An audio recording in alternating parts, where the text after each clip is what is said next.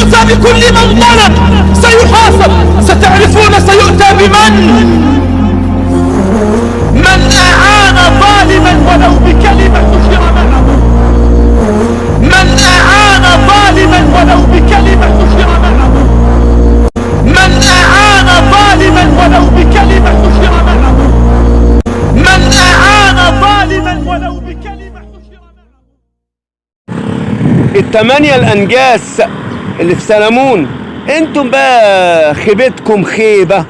انتوا المفروض ان انتم لا ليكم لا في الطور ولا في الطحين، صح؟ ولكن الموضوع مجاملة خايبة. بتجاملوا عيل نجس مغتصب وحرامي، وبتجاملوا اخواته البلطجية. عزائي الوحيد ان انتوا هتتذلوا دنيا واخرة. لو فاكرين ان ربنا بيسيب تبقوا مجانين وعبطة، مش كده ولا ايه؟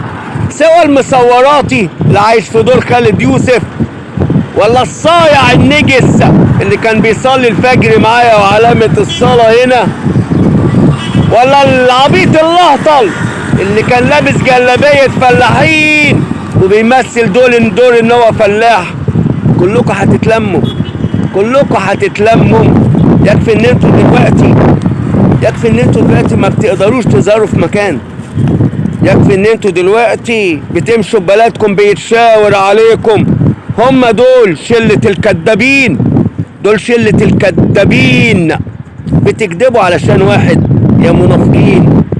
مش قلة ادب وانتوا صغيرين لي كده اساسا.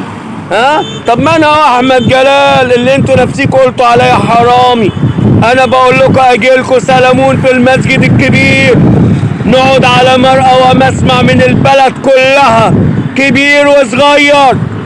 صح ولا غلط؟ ولا انتوا خايفين يا جبنة؟ خايفين يا جبنة؟ تعرفوا انتوا يا معرصين لو ليكوا حق كان زمانكم ما صدقتوا. افضحوني، مش انتوا قلتوا عليا حرامي؟ ما تاخدوا حقكم مني، ولا انتوا خايفين؟